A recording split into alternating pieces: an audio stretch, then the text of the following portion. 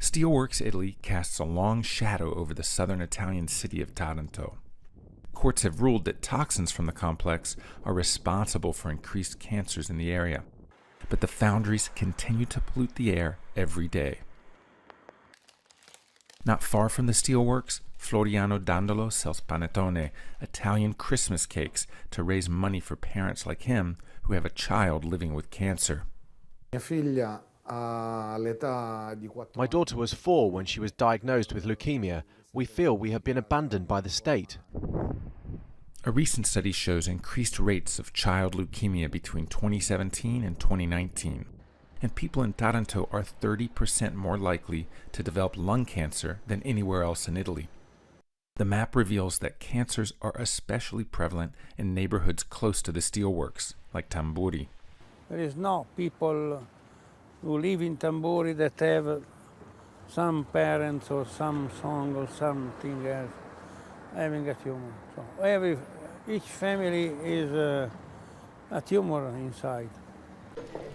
High levels of carcinogens, dioxins, have also been found in local seafood, not only damaging people's health, but putting another industry at risk. The Italian government says it's now fully committed to cleaning up Ilva. Producing so-called green steel is central to its plan to tackle global warming, using some of the EU COVID recovery funds. It is planning to invest upwards of $4.5 billion to stop the steelworks burning toxic coal. It'll take years to update the factories here to make green steel. Until that time, dozens of ships like this one will arrive every month. They're carrying millions of tons of coal that fuel the furnaces to make the steel here, and that coal poisons the air for the locals who live here. Back on land, we toured the perimeter of Ilva with activist Luciano Manna, a former employee. He says overhauling the plant is not a good idea. Investing in a coal-fired plant from the 1960s is throwing money away. They should build new plants, but they just keep spending money on this outdated plant that should already be closed down, like it would be in other parts of Europe. Those who face the greatest risks, the workers, are exposed to toxic fumes and dangerous conditions day after day. Recently, a worker who reported a safety failure was fired. His union is protesting the decision.